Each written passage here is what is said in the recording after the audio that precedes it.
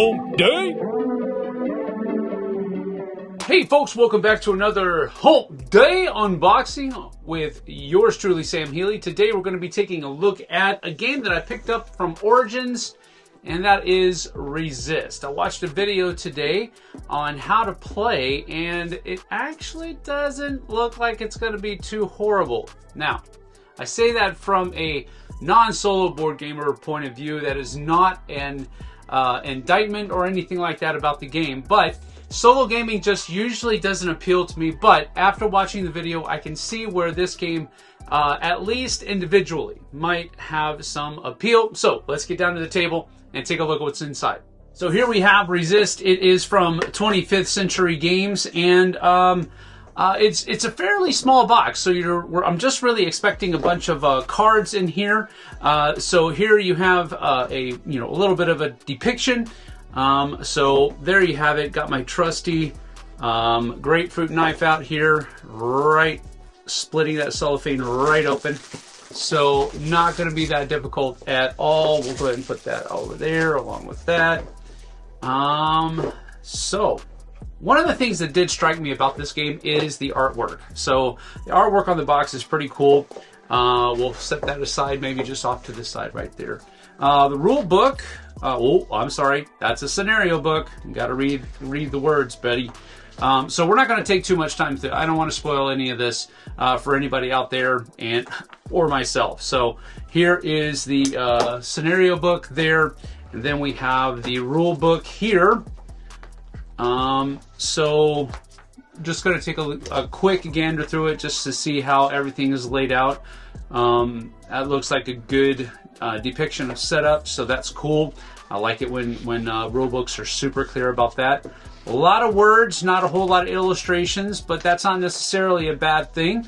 Could just be that it's very simple to understand. Ending the game, a little bit of aftermath, recover, frequently asked questions, FAQs, and cool. Back of the rule book has a player aid for summaries, so that's interesting. So we have those two things. So look at y'all. And again, like I thought, we just have a insert here with cards on the inside. So now these are more chunky than I thought they would be. The video that I watched was using a lot of animation. So the size of the cards, being held in someone's hands was not part of the thing here. So put that over there. So there are some spy cards here. They all have different depictions on them, so that's pretty cool. So we have spy cards, and then we have some of the, forgot what these were called. I'm not going to look it up, but they had a specific name for it. But these are just the people that are in your resistance group.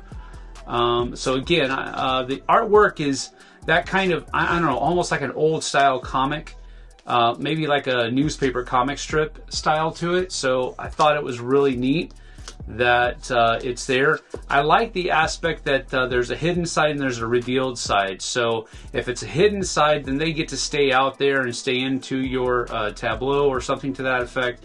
But hiddens will go away at the end of each turn or round. So these are pretty neat. I like how each of them has a very different feel. You have different abilities that are down at the bottom where you use them in the plan phase or the attack phase. So I like it. I think it's pretty cool.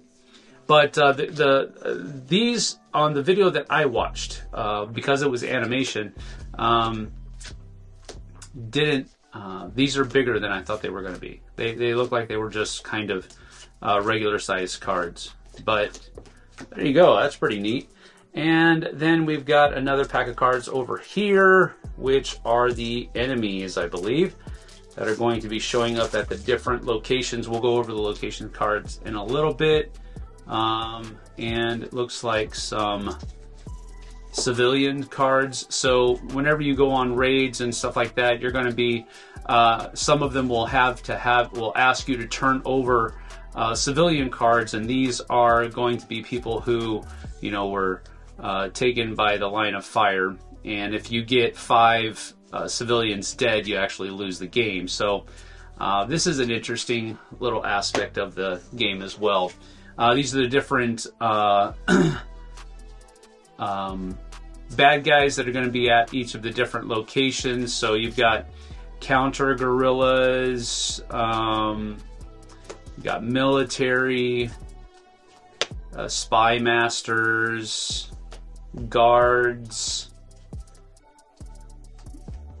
grunts. I like the words that are being used. I know it's simple, but grunts, engineers, radio operators, and jailers. So that's pretty cool. And then all of these different cards here are going to be the different sites that you're going to be going and battling at. And they all have different things. The defense, how much it costs to defeat it, how many bad guys are going to show up, the defeat